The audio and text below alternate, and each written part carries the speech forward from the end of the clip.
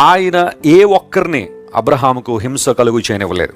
ఎందుకంటే అబ్రహాము దేవుని సేవకుడు, దేవుని చేత అభిషేకించబడినవాడు. ప్రియులారా గమనించండి, నూతన నిబంధన సంఘానికి చెందిన మనం, నూతన నిబంధనకు వారసులను మనం పరిశుద్ధాత్మ ద్వారా అభిషేకించబడ్డాం. చాలామంది దేవుని కృపలో వర్ధిల్లుతున్నప్పటికీ, దేవుని బిడ్డలుగా ఉన్నప్పటికీ వారు నాకేదో హాని చేసేస్తారేమో, వారు నా మీదేవో దుష్టశక్తులు ప్రయోగిస్తారేమో, లేదా వారు అలా చేస్తున్నారేమో ఇలా చేస్తున్నారేమోనని అతి తీవ్రంగా కృంగిపోయి భయపడిపోతూ ఉంటారు.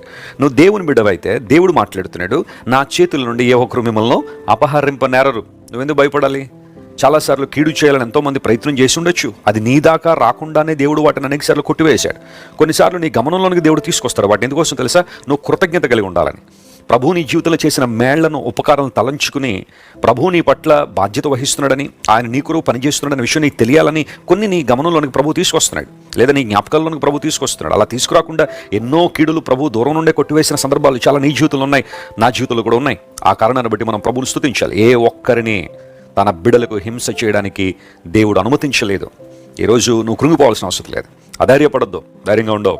ప్రభు కోసం జీవించు, ఆయన్ను ఆరాధించు, ఆయన స్తుతించు. మనసు తెరిచి హృదయపూర్వకంగా దేవుని ఆరాధించగలిగితే నీ నిమిత్తం రాజులను సైతం గద్దించగలిగే సామర్థ్యం ప్రభుకుంది. అబ్రహాం జీవితంలో నెరవేరింది, మన జీవితాలు కూడా దేవుడు నెరవేర్చగలడు. అనగా దేవుడు మన పక్షాన వ్యాజ్యమాడుతున్నాడు, ఆయన మన గురించి ఆలోచన చేస్తున్నాడు. ఆయన తలంపుల్లో మనం ఉన్నాము, మనము ఆయన బిడ్డలం కనుక నిత్యము మనల్ని భద్రపరిచి నడిపించి తన మహిమ కొరకు మనం వాడుకోవడానికి దేవుడు సామర్థ్యం కలిగిన వాడే.